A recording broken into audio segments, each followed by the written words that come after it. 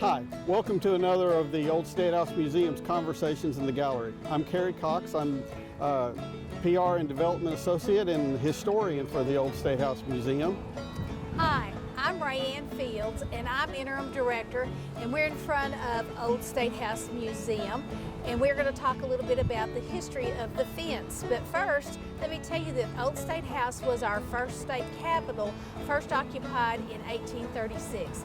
Cary, what is there to tell about the history of the fence?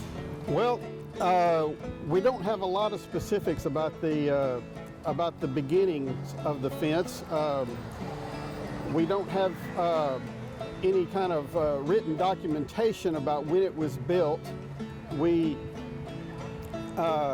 earliest sketches and drawings of the property and the building don't show a fence.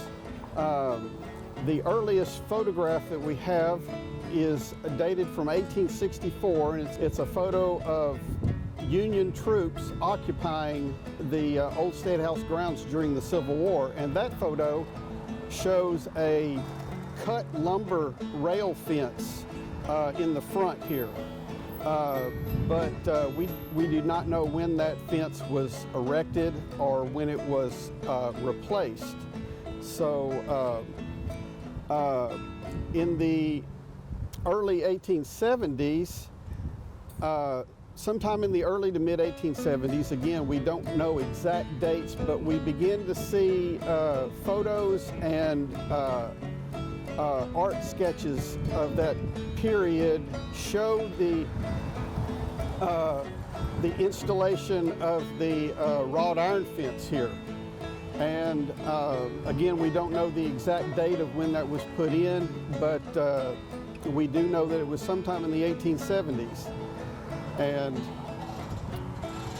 okay, so what is the unique feature of this fence that you want to tell us about, Cary? Well, I want to talk a little bit about the gate here. The gate was not an original part of the wrought iron fence. The original gate would have looked very much like the fence itself.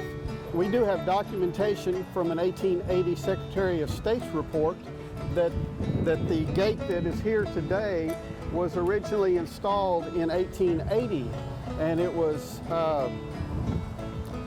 designed and manufactured by 3 different companies that were all based here in Arkansas. And one of the interesting things we discovered is that the report talks about the gate having a patented self-shutting device. And yes, and now we have not been able to find any record of a patent for that, but we suspect that these cutout holes here reveal what remains of the self-shutting device.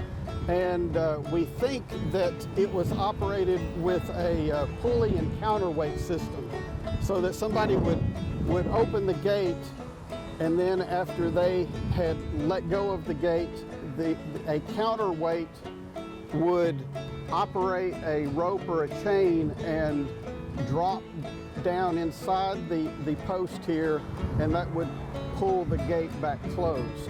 Of course, you know, I imagine that weather and dust and dirt probably took a toll on the operation of that self-closing gate, so it has not been in operation for a long, long time. We do not know when it was removed or disconnected. In the course of researching the history of the fence, we came across another artifact, a Watchman's Clock. Cary, can you tell us about the Watchman's Clock? Yes. I can share a little bit of information that we've been able to uncover. This is a watchman's clock that would have been used by a security guard or a watchman to record his rounds as he inspected the property. And they all operated off the same principle. they would walk around to different stations around the building or the fence line, and they would encounter little boxes with keys attached with a chain, and these boxes were placed at various locations inside the museum and outside here on the grounds. And this particular one was at one time mounted over here on this gate post. What the watchman would do, he would walk up to the box, remove the key, and then insert the key into the clock here and turn it. And when he turned the key, then that would make an imprint noting the location of the box and the time on a piece of paper, on a roll of paper that's inside the body of this clock. And each key located around the property had its own specific imprint. And so at the end of the shift or the end of the day, the roll of paper could be removed and checked to make sure that the watchman went around at the appointed time and checked in at each station. So not all of the fence was wrought iron. The east and west sections of the fence were actually wood pickets. And since we are a historic property, we are in the process of replacing some of those wood pickets and preserving the history in that way. Cary, what can you tell us about the history of this side of the fence?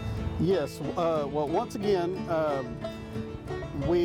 what we know is that we have photos dating from the 1870s. Again, we don't know exact dates, but we do know that we have a particular photo that shows sign for a lumber mill. The sign actually would have been just about where we're standing here, a sign advertising a lumber mill that was on the adjacent property. And we do know that that lumber mill opened for business in the early 1870s. So based upon that photo, we know that this wood picket fence dates to that era. The fence being wood, it has to be replaced periodically due to weather and the elements. Typically these wood sections last about 15 to 20 years. So, it was time to replace this section of fence.